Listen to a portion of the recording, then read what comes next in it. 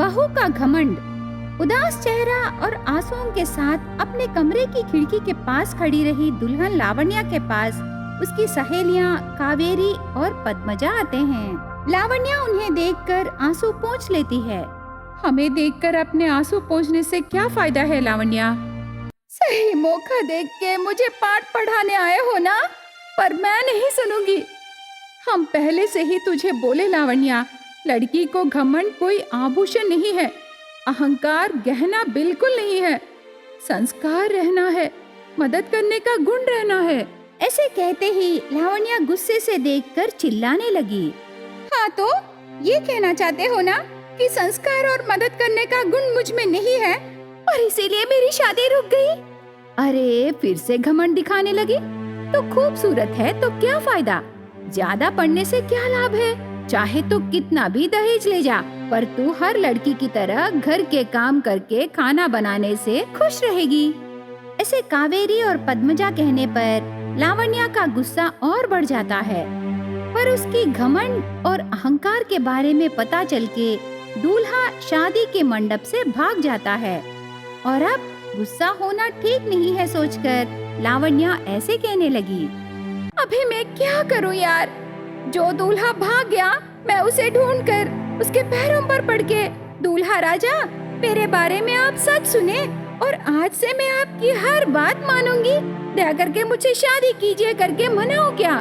नहीं नहीं, बेटी की शादी रुक गई ना, उससे कौन शादी करेगा करके चिंता हो रहे तेरे माँ बाप के पास जाकर उन्हें समझाना, ऐसे कहते हैं।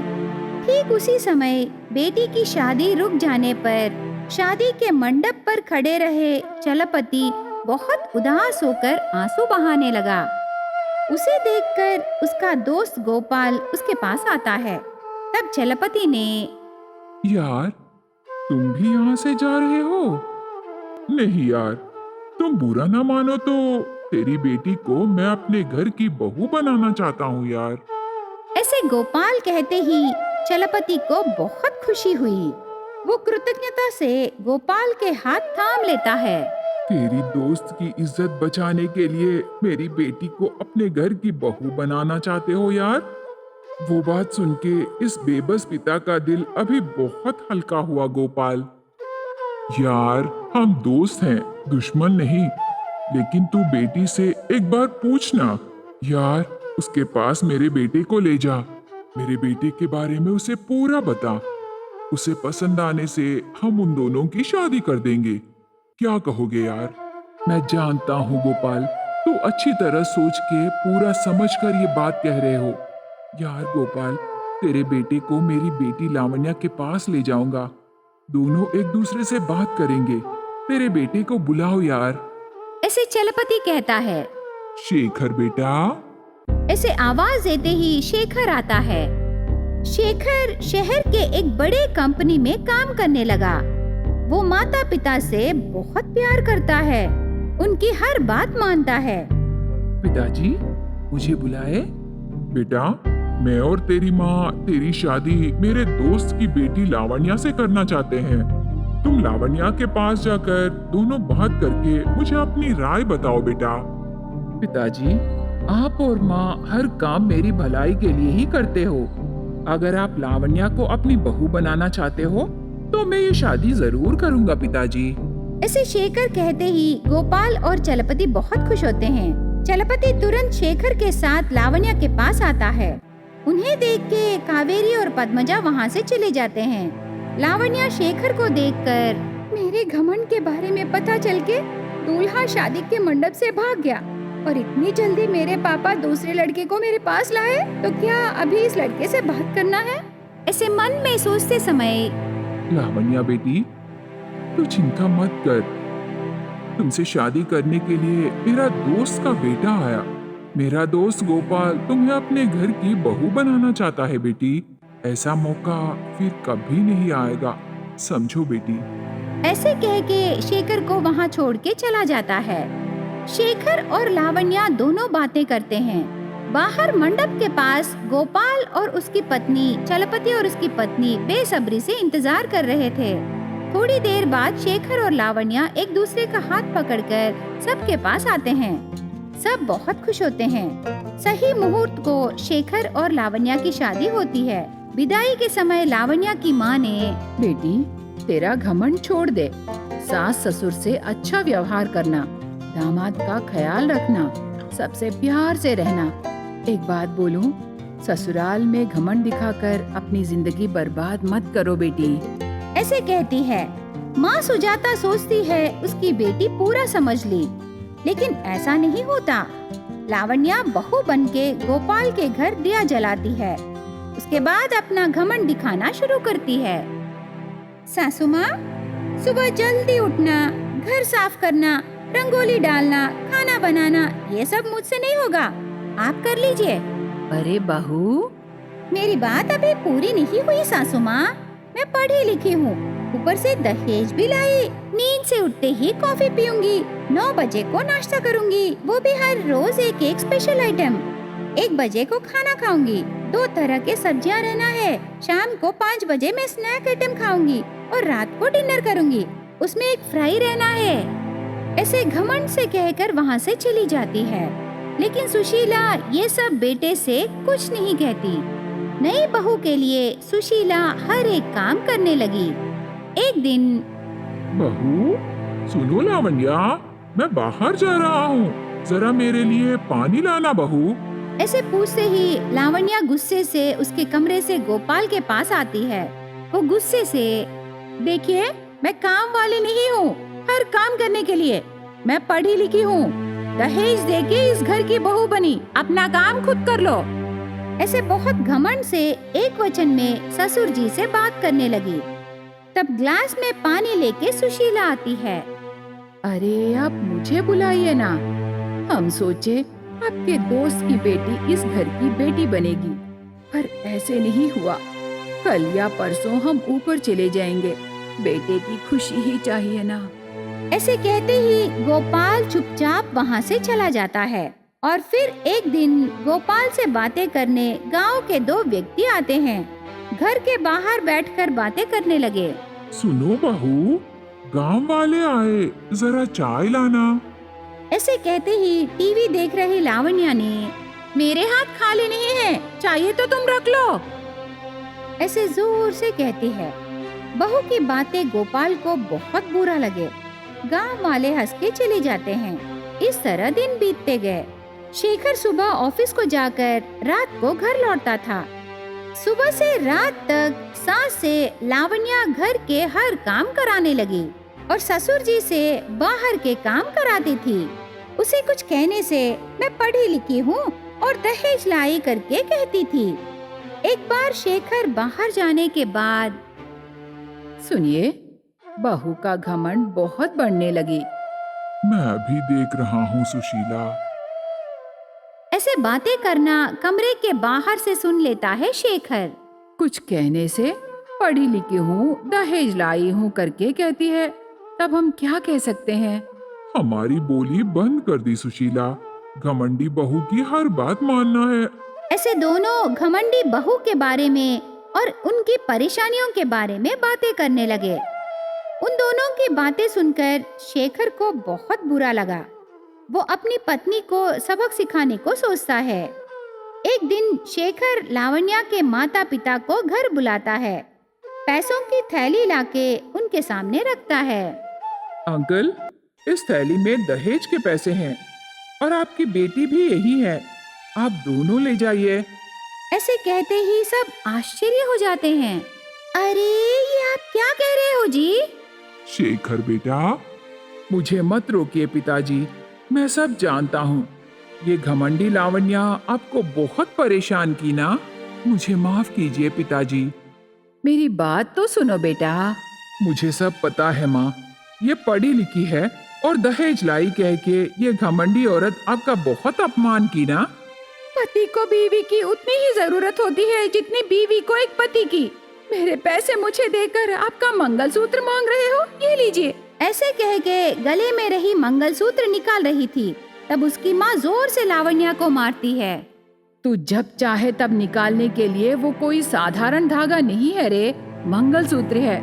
ऐसे माँ कहने पर लावण्या दुखी होकर शेखर की ओर देखती है। तब लावण्या को शेखर का प्यार और ससुराल वालों का स्नेह पूरा याद आता है। बस लावण्या को उसकी गलती का एहसास होता है। माफ कीजिए मामा जी, मुझे एहसास हुआ कि शिक्षा काफी नहीं है, संस्कृति भी होनी चाहिए। आज से मैं अपना घमंड छोड़ दूंगी। ऐसे कहते ही सब खुश होते हैं। लावण्या के माता पिता चले जाते हैं। अगले दिन से लावण्या घर के काम करके ससुराल वालों का सम्मान करके पति से प्यार से रहने लगी। अंधेरा होता है। एक छोटे से घर से कमला बाहर आती है। उसका पति कंजूस वीरू घर के बाहर बैठकर इधर उधर देख रहा था। तब पत्नी ने, सुनिए, करंट मीटर को फ्यूज रखिए ना, लाइट डालूंगी, अंधेरा हो गया। जल्दबाजी क्यों कमला, स्ट्रीट लाइट है ना। ऐसे कहते समय उन दोनों की बेटी अंजलि टॉर्च लाइट लेके आती है। पापा, आप अभी फ्यूज नहीं रखोगे ना, तो ये टॉर्च लाइट तोड़ दूंगी। ऐसे कह के वो टॉर्च लाइट दिखाती है। तब वीरू घबरा जाता है। नहीं नहीं बेटी, मैं अभी रखता हूँ, तब करंट आएगा। ऐसे कहते समय स्ट्रीट लाइट ऑन होती है। वीरू का दिल हल्का होता है। वो खुश होके, हाँ, स्ट्रीट लाइट ऑन होके अच्छा हुआ। कमला, तू अभी बाहर चूल्हा रख के खाना बना दे। अंजलि, तू यहाँ बैठ के पढ़ाई करना बेटी, बिस्तर डाल के मैं यहीं सो जाऊंगा। ऐसे कह के वो बिस्तर बिछा के बैठता है। कमला खाना बनाने लगी। अंजलि पढ़ाई कर रही थी। कमला, तिम्मापुर शहर में मैं एक होटल खोलने को सोच रहा हूँ, तू क्या कहेगी? ओह, क्या ये सच है? आप शहर में होटल खोलना चाहते हो? हाँ कमला, ये सच है। मैं एक होटल खोलने को सोच रहा हूँ। ऐसे कहते समय उनकी बेटी अंजलि ने, पापा, आप हमारे घर में बचा हुआ खाना होटल में बेचना चाहते हो? हमारे घर में खाना कब बच गया बेटी? तुम्हारे पापा तो उनका पेट पानी से ही भर लेते हैं। कमला, तू और बेटी चाहे मानो या ना मानो, ये सच है। शहर में एक अच्छे से सेंटर में मैं होटल खोलूंगा। बातें भी हो गए, कल हम शहर जाकर किराए पर घर ढूंढेंगे कमला। ऐसे कहते ही चूल्हे के पास रही कमला को अचानक चक्कर आता है। अगले दिन आंखें बंद करके घर के बाहर खड़े रहे कंजूस वीरू के पास अंदर से उसकी पत्नी कमला कुमकुम बॉक्स लेके आती है। ये क्या जी, आंखें बंद करके ऐसे बाहर क्यों खड़े हो? ज्यादा देर तक देखने से आंखें दर्द देंगे, इसीलिए जरूरत पड़ने पर ही मैं आंखें खोलूंगा। जरूरत नहीं है तो आंखें बंद कर लूंगा। कैसा है मेरा आइडिया? आपकी कंजूसी की तरह है। इसे कंजूसी नहीं कहते कमला, सावधान रहना कहते हैं। आपकी सावधानी भाड़ में जाए। आंखें खोलिए ना, कोई देखने से आपको अंधा समझ के 5 रुपए दान करेंगे जी। अच्छा ही है ना, पैसे आएंगे। हमें तो पैसे ही चाहिए ना कमला। तो होटल क्यों खोलना जी? अंधा हूँ, दान कीजिए कह के किसी मंदिर के पास बैठ जाइए ना। कहीं और क्यों कमला, शहर में रहे मंदिर के पास ही बैठ जाऊंगा। वो काम मत कीजिए जी। अगर कोई हमारे रिश्तेदार देखने से आपकी आंखें फोड़ के हाथ में रख देंगे, तब आप सच में अंधे हो जाओगे जी। ऐसे कहते ही वीरू डर के तुरंत आंखें खोल देता है। तब उसे कमला के हाथ में रही कुमकुम बॉक्स दिखाई देती है। ये क्यों कमला? घर घर खाली हाथ जाके हमारा होटल ओपनिंग को कैसे बुलाऊं जी? वो अच्छा नहीं रहेगा ना, जरा आप ही सोचिए। हाँ तो ये कुमकुम लगा के सबको बुलाएगी क्या? हाँ जी। अरे कुमकुम 10 रुपए है कमला। खर्चा के बारे में बिना सोचे ही आप होटल खोल रहे हो ना, तो 10 रुपए के लिए क्यों सोच रहे हो? होटल चलाने के लिए मेरे पास पक्का प्लान है कमला। उस प्लान में ये 10 रुपए खर्चा नहीं है, इसीलिए मैं सोच रहा हूँ। कुमकुम रहने से ही मैं सबको बुलाऊंगी जी, नहीं तो नहीं। ऐसे कमला कहने पर वीरू मन में, अभी के अभी 10 रुपए बचाने के लिए कुमकुम कहाँ से लाऊं? वीरू बहुत सोचते समय उसे मंदिर की घंटी सुनाई देती है।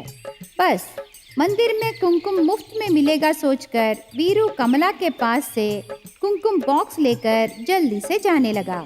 कमला घर पर राह देख रही थी। 10 मिनट बाद वीरू घर आता है। दोनों मिलके घर जाते हैं। वो घर दमयंती का घर है। कमला कुमकुम रखती है। क्या बात है? ऐसे पूछते ही कमला कुछ कहने रेडी होती है, पर वीरू उसे देख के, कल हमारा होटल ओपनिंग है। कल आप अपने पति और बच्चों को लेके आइए। वहाँ बहुत सारे टिफिन्स मिलेंगे, वो भी कम दाम में। ऐसे कहता है। तब दमयंती आश्चर्य होके, होटल ओपनिंग के लिए ऐसे बुलाते हैं? हम ही ने शुरू किया है। पेपर में ऐड डालने के लिए और पॉम्पलेट्स बांटने के लिए पैसे चाहिए ना, इसीलिए ऐसे।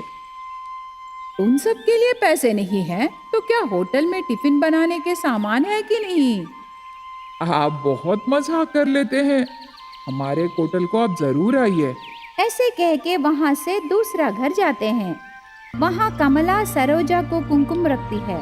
ऐसे वो घर घर जाकर उनके होटल ओपनिंग की खबर देते हैं। बॉक्स में कुमकुम खत्म होने तक सबको खबर देते हैं वीरू और कमला। वो सेंटर में वीरू ओपनिंग कर रहे होटल है। आम के पत्ते और मुरझाई हुई मालाएं लटक के रहते हैं। क्या जी, ये मालाएं कहाँ से लाए? सभी मुरझा गए। मंदिर में कल भगवान को डाले कमला, पुजारी जी फेंक दिए। हमारे काम आएंगे ना, इसीलिए मैं लाके लटक दिया। ऐसे कहते ही कमला को बहुत गुस्सा आया, पर वहाँ रहे लोगों को देखकर वो चुप रह जाती है। होटल में माता के सामने दिया जलाती है कमला। उसके बाद वो नारियल तोड़ती है। कमला, ये नारियल किसी को भी मत दे। ये टिफिन्स के चटनीस में काम आएगा कमला। वीरू कमला को नारियल देता है। आप जाके काउंटर पर बैठिए।